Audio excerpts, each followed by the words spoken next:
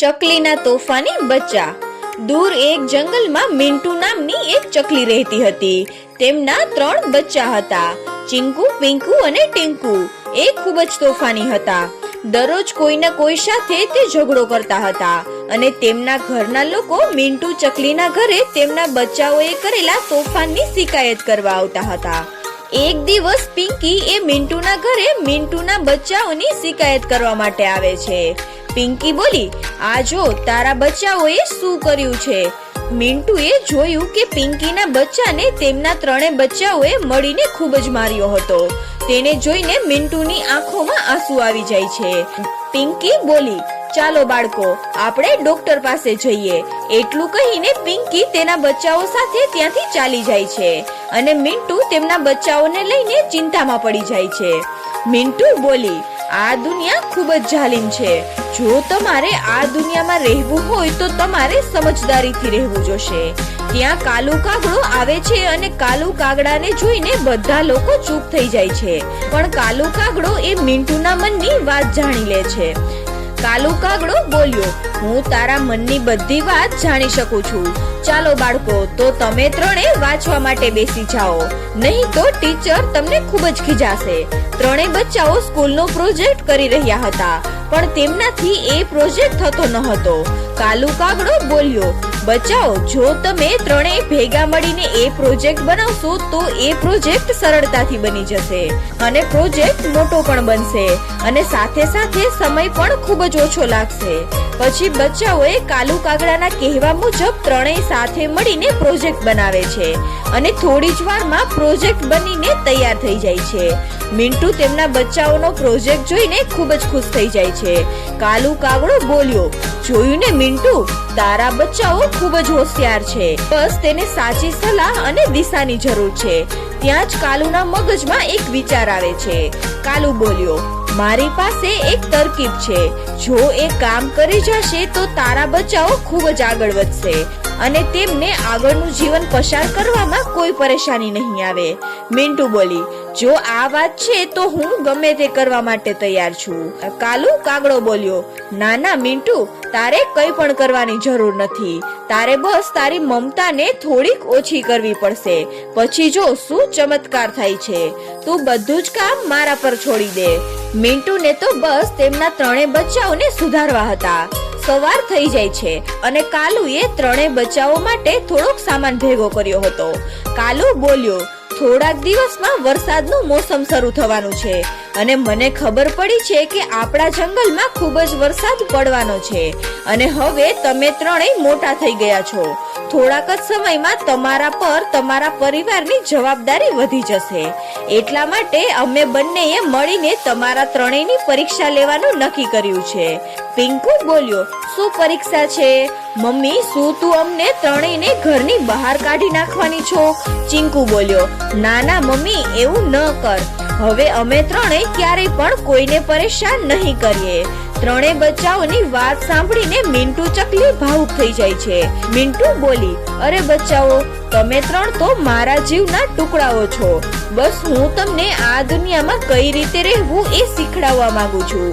કાલુ મામા તમને બધું જ શીખવાડી દેશે। પછી મિન્ટુ ચકલી કાલુને કહે છે કે કાલુ ભાઈ, હવે હું ઘરે જાઉં છું, ઘરનું બધું જ કામ બાકી છે। એટલું કહીને મિન્ટુ ત્યાંથી ચાલી જાય છે। કાલુ કાગડો બચ્ચાઓને કહે છે, હવે ધ્યાનથી સાંભળો મારી વાત। મેં તમારા 3 માટે જુદી જુદી વસ્તુઓ ભેગી કરી છે। એક છે ગોબર, બીજું છે મીણ અને ત્રીજું છે વાંસ। તમારે 3એ સાવધાનીથી એક વસ્તુને પસંદ કરવાની છે અને તમે પસંદ કરેલી વસ્તુ વડે તમારે જ એક ઘર બનાવવાનું છે। જેમનું પણ ઘર આ વરસાદમાં ટકી રહેશે તે આ પરીક્ષાને પાસ કરી જશે। તો હવે સમજદારી વડે એક વસ્તુને પસંદ કરો। પિંકુ બોલ્યો, હું તો વાંસને જ પસંદ કરીશ, કેમ કે ગોબરથી મને સખ્ત નફરત છે।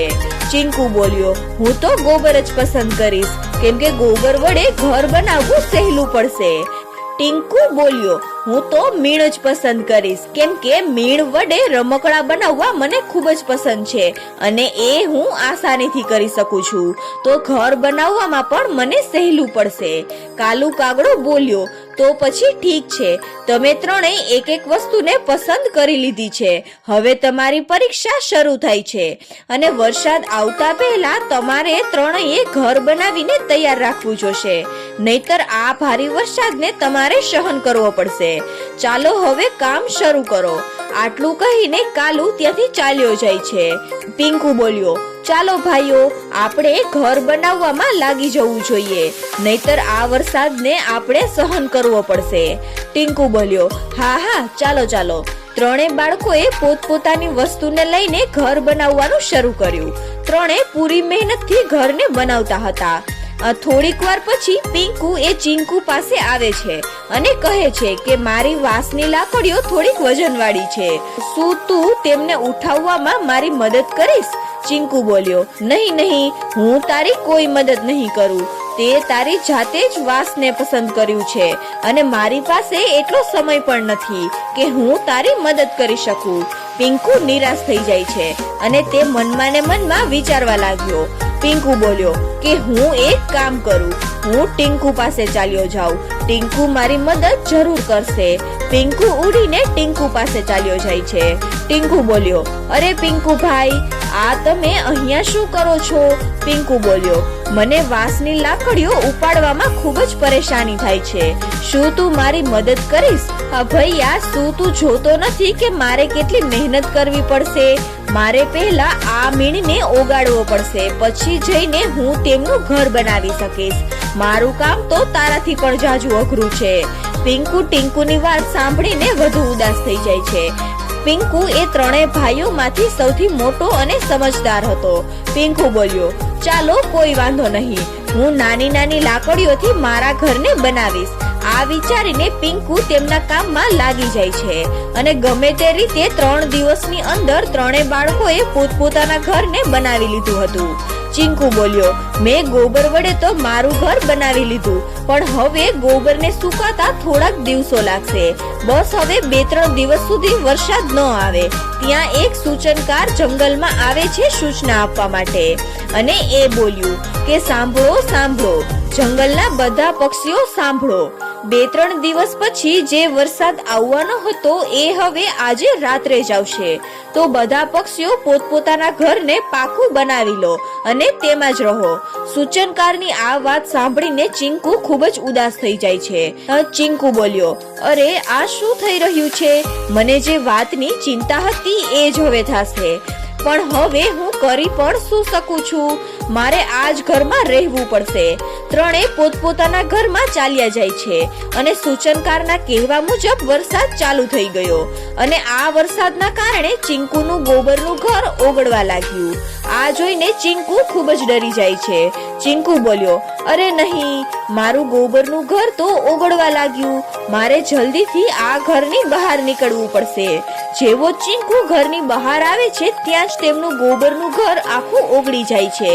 ચીંકુ ત્યાંથી ઉડીને પોતાના ઘરે જાય છે અને કહે છે કે માં, જલ્દીથી દરવાજો ખોલ. મિન્ટુ દરવાજો ખોલે છે અને ચીંકુને કહે છે કે અરે બેટા, તું કઈ રીતે પલળી ગયો? ચીંકુ મિન્ટુને કહે છે કે વરસાદના કારણે મારું ગોબરનું ઘર આખું ઓગળી ગયું છે મમ્મી. ત્યારે હું પિંકુ અને ટીંકુના ઘરે ગયો હતો, પણ તે લોકોએ દરવાજો ન ખોલ્યો.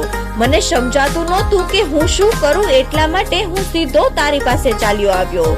મિન્ટુ બોલી, કોઈ વાંધો નહીં બેટા, હું છું ને તારી સાથે. વરસાદ ખૂબ જ જોરથી વરસતો હતો. ત્યાં જ થોડીક વાર પછી જોરથી પવન ફૂંકાય છે અને પિંકુનું ઘર પવન સાથે ઉડી જાય છે અને તે મદદ માટે ટીંકુના ઘરે જાય છે, પણ ટીંકુ દરવાજો નથી ખોલતો અને પછી પિંકુ પણ પોતાની માં પાસે આવી જાય છે.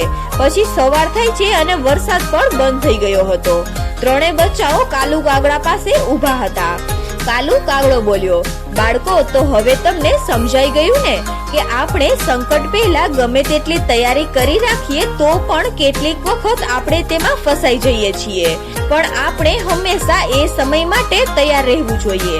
ટીંકુ બોલ્યો, તો શું હું આ પરીક્ષામાં પાસ થઈ ગયો? કાલુ કાગડો હસીને બોલ્યો, અરે નહીં નહીં, બેટા જરા પાછળ ફરીને તારું ઘર તો જો. ટીંકુ પાછળ ફરીને તેમનું ઘર જુએ છે તો ગરમીના કારણે તેમનું મીણનું ઘર ઓગળી રહ્યું હતું.